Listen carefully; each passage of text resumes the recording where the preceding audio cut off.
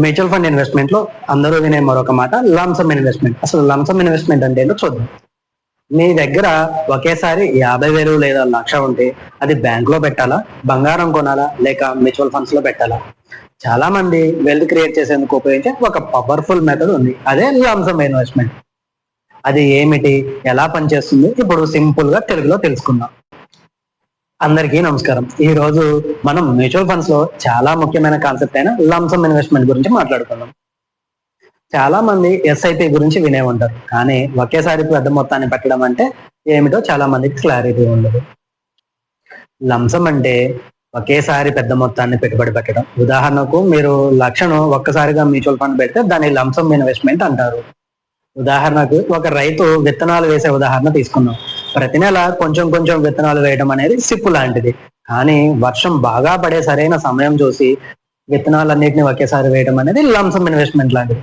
ఈ ఉదాహరణ కరెక్టో కాదో తెలియదు, లాజిక్ కి దగ్గర ఉండదో లేదో తెలియదు, కానీ మీకు కాన్సెప్ట్ అనేది అర్థం కావడానికి కోసమే ఈ ఉదాహరణ వాడాను, అర్థం చేసుకోగలరు. లంసమ్ ఇన్వెస్ట్మెంట్ ఎప్పుడు మంచిది?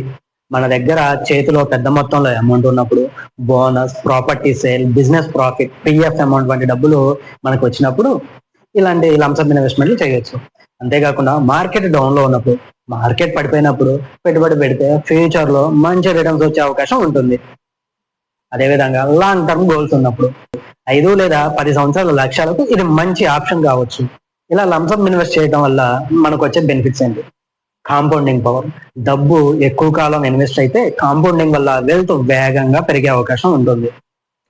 ఇక్కడ మొదటి రోజు నుంచే ఫుల్ అమౌంట్ వర్క్ చేయడం మొదలు పెడుతుంది. సిప్పులో కొద్ది కొద్దిగా ఇన్వెస్ట్ అవుతుంది కాబట్టి అది టైం తీసుకుంటుంది, కానీ లంసమ్ లో మొత్తం అమౌంట్ మొదటి రోజు నుంచే పనిచేయడం ప్రారంభమవుతుంది.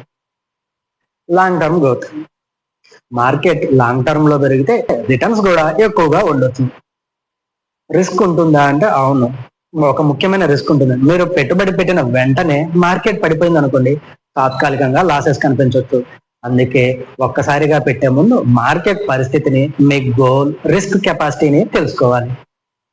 కాబట్టి లంసమ్ ఇన్వెస్ట్మెంట్ అనేది సరైన సమయంలో సరైన మ్యూచువల్ ఫండ్ లో దీర్ఘకాలానికి పెడితే వెల్త్ క్రియేట్ చేసే మంచి మార్గం.